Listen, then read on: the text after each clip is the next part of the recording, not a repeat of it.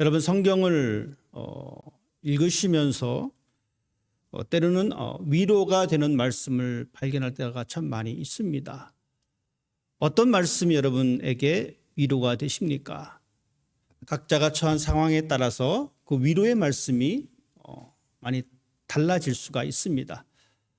하지만 이렇게 대다수의 사람들을 이야기 들어보면 성경 말씀을 통해서 위로가 되는 말씀이 두려워하지 말라 이 것을 듣게 됩니다. 예, 그렇습니다. 성경에는 두려워하지 말라라고 하는 단어가 많이 등장합니다. 그 사건들이 많이 등장합니다. 우리는 이 말씀을 들으면서 때로는 힘을 얻고 위로를 받기도 합니다. 그런데 이 말씀을 살짝 뒤집으면 이렇습니다. 이 세상에는 두려워할 것이 많다는 것입니다. 세상에 두려워할 것이 많으니까 성경은 중간중간에 성경을 읽는 그 독자들을 향해서 두려워하지 말라라고 이야기하고 있습니다. 이 두려움이라고 하는 이 감정은 때로는 우리의 신앙을 방해하는 요소가 됩니다. 무섭기 때문에, 세상이 두렵기 때문에 우리는 때로는 그 세상 속으로 숨어버리려고 합니다. 세상 속으로 숨어버리면 우리의 신앙은 결코 성장할 수가 없습니다. 그래서 이 두려움은 우리의 신앙의 성장을 방해하는 요소가 됩니다. 두려움 때문에 때로는 우리의 인생이 위축되기도 합니다. 그리고 그러한 두려움 때문에 잘못된 해결책을 찾으려고 합니다. 사람들은 어떻게 하든지 이 두려움을 극복하려고 합니다. 여러분, 우리 마찬가지입니다.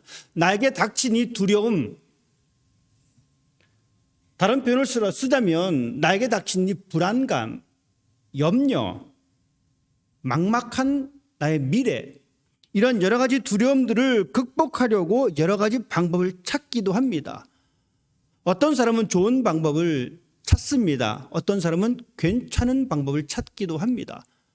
하지만 어떤 사람은 정말 어리석은 방법을 선택하기도 합니다. 그것이 우리가 살아가고 있는 삶의 형태에 나타나는 여러 모습임을 알 수가 있습니다. 하지만 그럼에도 불구하고 여전히 우리 앞에는 이 두려움, 불안, 염려가 사라지지 않습니다. 성경이 말하고 있는 것처럼 우리 앞에 여전히 두려움이 남아있기 때문에 하나님은 우리에게 두려워하지 말라라고 말씀하고 있습니다. 그렇다면 나에게 다가오는 이 염려, 불안, 이 두려움을 극복할 수 있는 가장 좋은 방법이 무엇일까? 하나님은 우리들에게 그 방법을 제시해 주고 있습니다. 그렇기 때문에 우리들은 다른 곳에 가서 다른 해결책을 찾으려고 애쓸 것이 아니라 하나님께서 말씀하신 방법이 무엇인지 그것을 찾고 그 안에서 해결을 할 필요성이 있습니다. 성경에 보면 두려움을 가장 극복할 수 있는 가장 좋은 방법은 하나님을 경험한 사건입니다. 하나님을 경험한 이 사건이야말로 두려움을 극복할 수 있는 가장 좋은 방법입니다. 우리가 알다시피 예수님께서는 제자들과 함께 갈릴리 호수를 지나가셨습니다. 그때에 어떤 현상이 벌어졌냐면 갈릴리 호수에 돌풍이 붑니다. 제자들은 그 갈릴리 호수에서 잔뼈가 굵었지만 이 풍랑 앞에서는 무서워할 수밖에 없었습니다. 왜냐하면 자신의 생존이 달린 문제였기 때문에 그렇습니다. 풍랑이 요동칠 때에 예수님께서는 그 풍랑을 잔잔케 하셨습니다. 예수님께서는 이 권능으로 이 자연을 다스리셨습니다. 제자들은 이것을 보고 깜짝 놀랐습니다. 왜냐하면 하나님만이 자연을 다스린다고 믿었는데 이 땅에 함께 있는 예수께서 그 일을 하니까 제자들은 놀라게 됩니다. 그들은 더 이상 두려워하지 않게 되었습니다. 왜 그렇습니까? 바로 그 순간에 하나님을 만나는 경험을 했기 때문에 그렇습니다. 오늘 우리가 읽은 이 본문의 말씀은 이렇습니다. 이제 야곱이 형과 아버지를 속이고 삼촌 라반의 집에서 20년 동안 온갖 일을 다 맡아 하게 되었습니다. 그리고 그는 20년이 지난 이후에 이제 자기 자신의 고향 아버지 집으로 어머니의 집으로 돌아가게 되었습니다. 여러분 20년 만에 고향을 방문한다. 그 감정이 어떨 것 같습니까? 우리가 미국 생활하면서 한국을 방문할 때가 있습니다. 한국을 방문할 때의 그 감정, 기댐도 있고 오래간만에 한국 가서 내가 어리버리하게 이거 사람들한테 뭐 되는 거 아닐까라는 이 염려도 있기도 하고 어쩌면 이 야곱은 우리보다 더 설레는 마음을 가지고 있었을지도 모릅니다. 하지만 그 설렘만 있었던 것은 아닙니다. 걱정도 있었습니다. 왜냐하면 자기 자신이 했던 일이 있기 때문에 그렇습니다. 아버지를 속여서 장자의 축복권을 얻었습니다. 형을 속여서 축복권을 얻었습니다. 그런데 그 형이 만만치 않습니다. 내 이놈의 자식 오기만 해봐라. 반드시 내가 결단을 낼 거야. 가슴에 칼을 붓고 살고 있는 그 형 에서가 있습니다. 그럼에도 불구하고 이 야곱은 자신의 고향으로 돌아가게 되었습니다. 그래서 그는 한 가지 계책을 세웁니다. 사람들을 보내서 어떻게 하든 이 형의 동태를 알아보고 싶었습니다. 형의 환심을 사고 싶었습니다. 그래서 사람을 슬쩍 보냈더니만 돌아오는 소식은 20년이 지났음에도 불구하고 이 형은 이 악한 감정이 풀리지 않았습니다. 오히려 그 20년 동안 차곡차곡 군대를 훈련시켜서 야곱이 오기만 하면 내 이름의 자식 내가 절대 낼 거야 라는 마음을 가지고 있었습니다. 얼마나 무서웠겠습니까? 하나님께서 야곱에게 자 이제 너의 고향으로 가라라고 말씀해 주셨는데 그래서 좋은 길이 열릴 거다라고 약간 기대는 했는데 오히려 들려오는 것은 절망의 소식입니다. 야곱은 깨달았습니다. 아, 이 형은 말로 설득할 사람이 아니구나. 그때부터 야곱은 분주해지기 시작합니다. 여러분 야곱이 했던 행동은 이것입니다. 그동안 모았던 모든 재산 즉 가축들을 두 대로 나눕니다. 그래서 형에게 이것을 선물로 줄 생각을 하게 되었습니다. 여러분 이 가축의 이 양이 어마어마합니다. 500마리가 넘습니다. 500마리의 가축이 이동한다라고 여러분 상상해 보십시오. 얼마나 어마어마하겠습니까? 그는 형에게 이것을 줄 심보를 가지고 형에게 선물로 줍니다. 그리고 그는 하나님 함께 기도합니다. 하나님, 내 형의 손에서 나를 구해 주십시오. 내가 참 무섭습니다. 내 형이 내 자식도 죽이고 내 아내도 죽이고 나를 죽일까 무섭습니다. 이렇게 기도하고 가축도 보내고 자녀도 다 보냈습니다. 이제 야곱은 홀로 남겨졌습니다. 오늘 성경 본문은 이렇게 기록하고 있습니다. 그들을 인도하여 시내를 건너가게 하며 그의 소유도 건너가게 하고 야곱은 홀로 남았더니 어떤 사람이 날이 새도록 야곱과 씨름하다가 라고 기록하고 있습니다.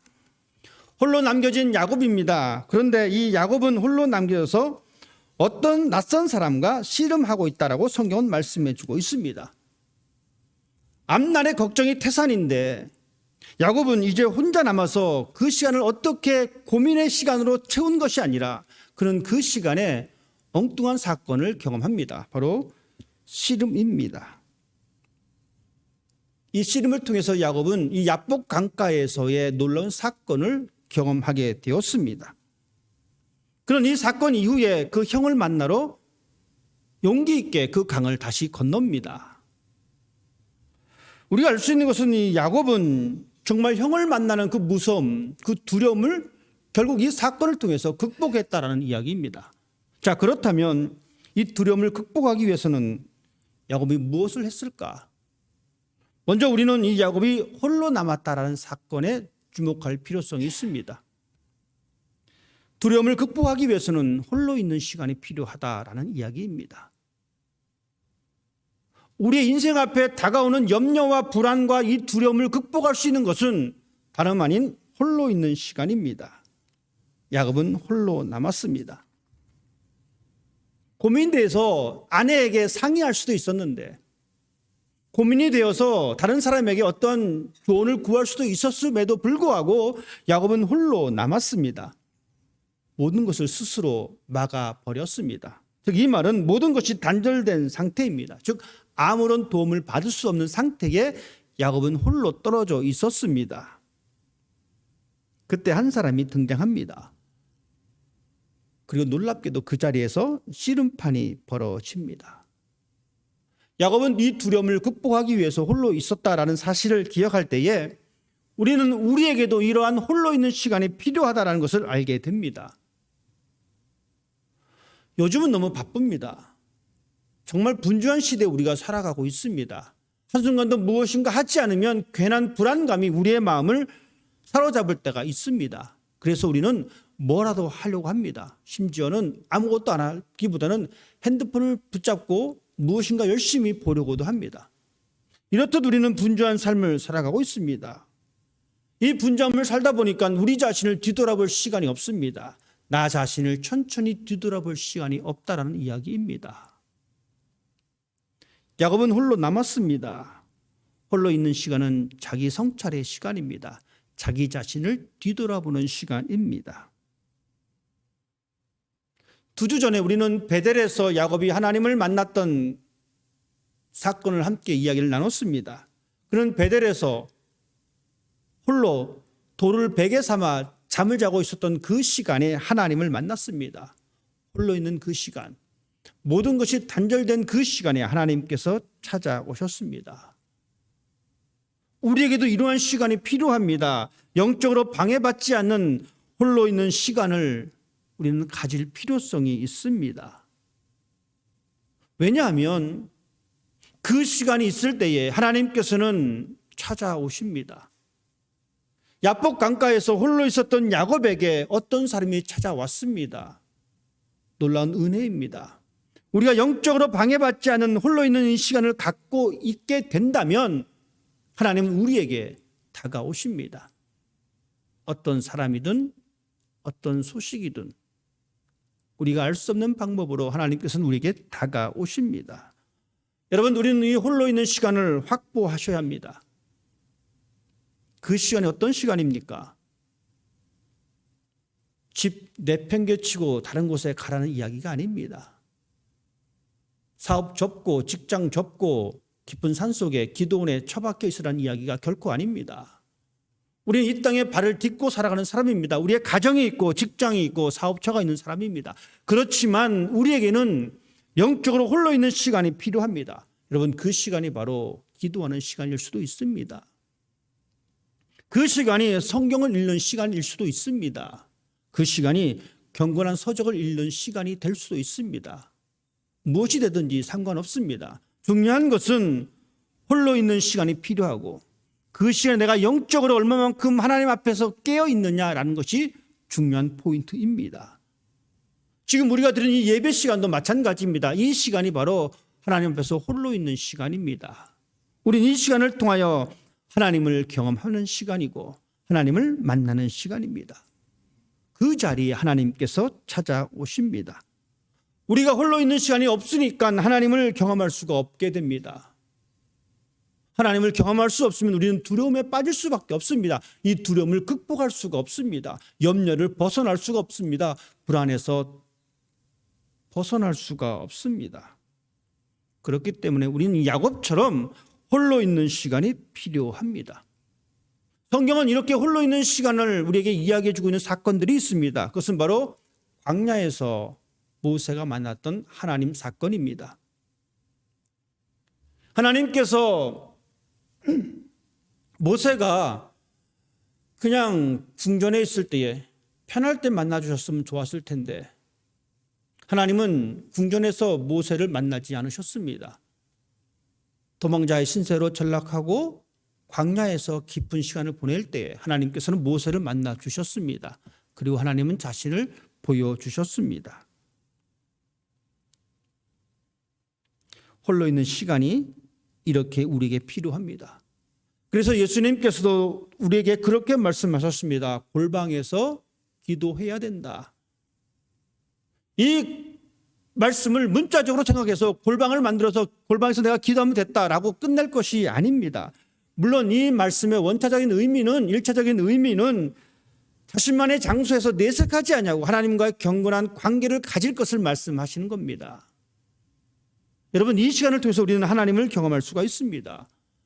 예수님께서 공생애를 시작하시기 전에 세례 요한이 등장합니다. 여러분, 세례 요한이 등장하고 나서 어떤 일이 발생하게 되냐면 이 세례 요한은 예수님의 사역을 선포하기 전까지 그는 광야에서 성장합니다. 성경은 그렇게 기록하고 있습니다. 빈들에서 자랐다. 즉 아무것도 의존할 수 없는 그곳에서 요한이 성장했습니다. 이 말은 무슨 말입니까? 아무것도 없는 곳에서 하나님과 깊은 관계를 맺고 살았다는 것입니다. 예수님 또한 마찬가지입니다. 홀로 있는 시간을 따로 내서서 기도의 시간을 가졌습니다. 위대한 사도 바울 또한 마찬가지입니다. 그가 예수님을 만나는 놀라운 경험을 하게 됩니다. 그리고 그는 그 놀라운 경험을 가지고 사도들과 상의하지 않았습니다. 사람들을 만나지 않았습니다. 대신에 그가 한 행동은 아라비아로 갔습니다. 즉 이 말은 그가 광야로 들어갔다는 겁니다. 아무도 없는 곳에 홀로 있는 시간을 통해서 하나님과 깊은 관계를 맺고 있었음을 볼 수가 있습니다. 여러분 어떻습니까? 이런 시간을 가진 사람들이야말로 어떠한 고난이 그 앞에 닥친다 할지라도 자신의 길을 포기하지 않았습니다. 하나님 앞에서 홀로 있는 시간을 가졌던 이 바울은 자신의 사역을 결코 포기하지 않았습니다. 죽도록 매를 맞았음에도 불구하고, 죽을 목숨을 몇 번이나 넘겼음에도 불구하고 그는 자신의 사역을 포기하지 않았습니다. 홀로 남겨진 야곱은 엉뚱한 행동을 하고 있습니다. 성경은 그 엉뚱한 사건을 씨름을 했다라고 기록하고 있습니다. 가장 두려운 시간에, 가장 번뇌에 빠진 그 시간에 야곱이 했던 것은 씨름입니다. 무엇입니까? 이것이 야곱을 기도했다라고 설명할 수도 있습니다. 맞습니다. 기도 맞습니다. 또한 이것을 다른 말로 우리가 표현할 수도 있습니다. 말씀을 묵상이다라고 표현할 수도 있습니다. 홀로 있는 시간에 씨름을 했던 이 야곱처럼 우리도 가장 두려운 시간에, 내 앞에 캄캄해져 있는 그 순간에 우리가 해야 될 것이 무엇인가? 야곱의 했던 씨름과 같은 행위가 우리에게도 필요하다라고 성경은 말씀하고 있습니다. 그것이 기도가 되었던, 성경을 읽는 시간이 되었던, 우리는 그 시간을 통해서 하나님 앞에서 가장 격렬한 울부짖음을 해야 될 필요성이 있습니다.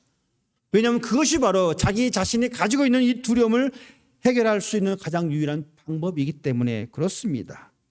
하나님과 씨름했던 그 야곱은 바로 그 시간에 하나님과 대면한 시간입니다. 하나님께서 홀로 있는 그 시간에 야곱을 찾아오셨습니다. 여러분, 우리 또한 마찬가지입니다. 우리가 홀로 있을 때 하나님 우리에게 반드시 찾아오십니다. 그리고 우리와 씨름하자라고 말씀하고 계십니다. 그런데 우리는 하나님과 씨름하기를 거부합니다. 하나님, 저 지금 복잡하니까 나중에 오십시오. 내 코가 석자니까 하나님 나중에 오십시오. 우린 너무나 내 문제에 매몰되어 있습니다. 하나님 우리에게 오셔서 대화하기를 원하시지만 우리는 그렇지 않습니다. 우리는 대화보다는 하나님 그냥 내 말만 들으십시오. 우리의 기도의 내용이 그렇지 않습니까? 우리의 신앙의 내용이 그렇지 않습니까? 하나님, 나에게 필요한 것은 이것입니다. 이것입니다. 이것입니다. 라고만 이야기할 때가 많습니다. 우리가 이것을 우리의 인간관계 속에서도 충분히 경험할 수가 있습니다. 일방적인 대화는 여러분 어떻습니까? 이 관계가 더 좋아지지 않습니다. 이상하게 일방적인 대화는 관계가 더 단절됩니다. 나는 좋아서 막 일방적으로 말하고 있는데 상대방은 별로 안 좋아합니다. 일방적인 말은 결국 어떻게 변질되냐면 통보와 훈계로 변질됩니다. 부모가 자녀에게 일방적으로 막 말을 합니다. 자녀들이 이렇게 좋아할 자녀들이 별로 없는 것 같습니다. 제 경험이 그렇습니다. 저도 어릴 때 부모님이 막 일방적인 말씀을 하시면 별로 안 좋아했던 기억이 있습니다. 지금 우리 애들도 마찬가지일 겁니다. 제가 일방적으로 막 이야기하면 애들도 별로 안 좋아할 겁니다. 근데 나는 좋아서 막 이야기하고 있는데, 우리의 신앙 또한 마찬가지입니다. 하나님 앞에서 우리는 일방적인 것은 옳은 것이 아닙니다. 상호적인 것이 되어야 합니다. 야곱은 홀로 남았을 때 하나님과 씨름했습니다. 우리도 필요한 것이 씨름입니다. 날이 새도록 야곱은 매달렸습니다. 함께 뒤엉켜 있었습니다. 끈질긴 매달림, 끈질긴 간구. 여러분, 이러한 시간이 지나면 하나님의 음성을 듣게 됩니다. 문제를 가지고 하나님 앞에 나와서 함께 하나님과 대화할 때에 비로소 거기에서 하나님의 음성을 듣게 됩니다. 오늘 성경에 보니까 이 야곱은 이제 이 씨름하고 있는 이 상대방을 못 가게 끝까지 붙잡습니다.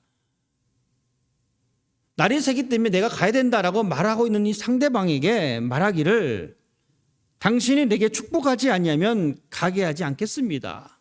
즉, 내가 당신으로부터 뭔가를 얻어내야 된다는 겁니다. 여러분, 정말 야곱답습니다. 나가는 형의 뒷발꿈치를 잡았듯이 야곱은 여전히 자신의 기질을 가지고 있습니다. 그리고 그것에 근거해서 그는 이야기합니다.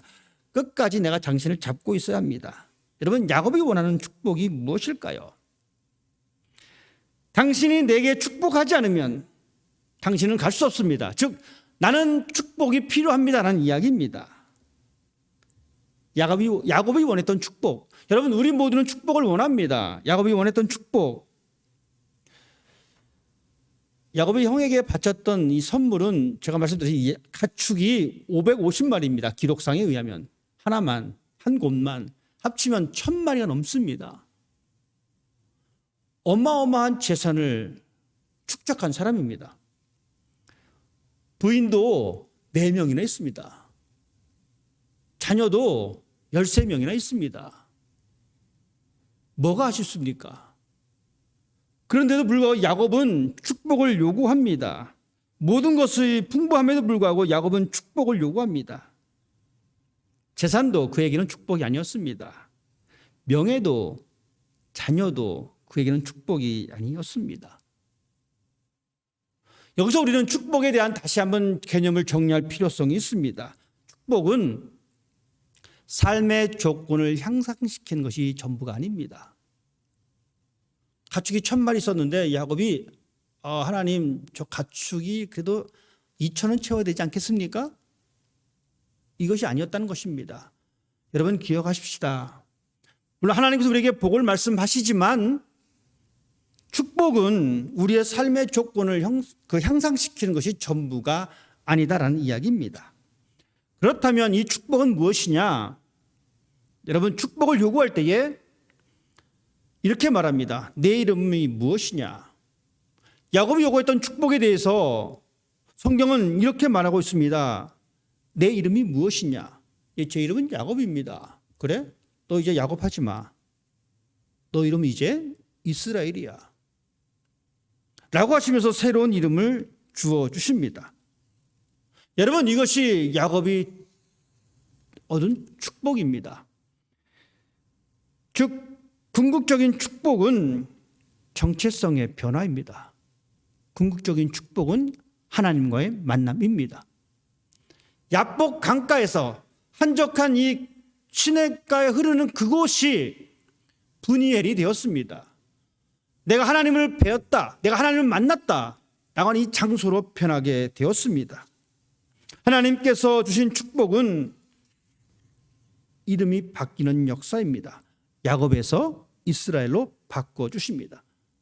야곱은 다른 사람의 어떤 발목을 잡는 사람이다라는 의미였다면 이제 이스라엘은 하나님과 겨루어서 이겼다라는 이야기입니다. 하나님과 붙어서 이겼다라는 그런 단순한 의미가 아니라 이 말의 의미는 하나님께서 대신 싸워서 이기게 해주신다는 의미입니다. 그전에는 자기가 스스로 무엇인가 잡아서 얻으려고 했던 그 사람이 이제는 하나님께서 붙잡아 주셔서 하나님과 더불어 무엇을 얻을 수 있는 사람으로 바뀌었다라는 이야기입니다. 여러분, 이것이 바로 하나님께서 야곱에게 주신 축복이고 이 축복이 우리에게도 필요합니다. 왜냐하면 우리가 사는 이 삶의 터전이 마치 야복 강가에 서 있는 야곱과 같은 상황이기 때문에 그렇습니다. 여러분, 이 자리가 이제 우리에게는 분이엘로 바뀌어야 합니다.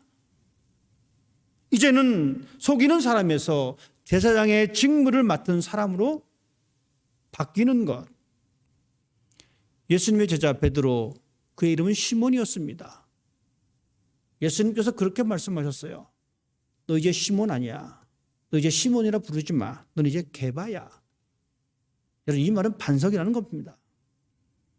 교회의 반석 같은 존재가 되었다는 이야기입니다. 사울 역시 마찬가지입니다. 예수님의 부활을 믿었던 그 사람들을 핍박하고 잡으러 갔던 이 사울이 변했습니다. 예수님을 만나는 경험을 통해서 그는 바울이 되었습니다. 큰 자에서 작은 자로, 교만한 사람에서 겸손한 사람으로, 섬기는 사람으로 바뀌었습니다. 정체성입니다. 우리가 살아가는 이 삶의 현장이 야복강과 같은 현장이다 할지라도 우리의 정체성을 잃어서는 안 됩니다.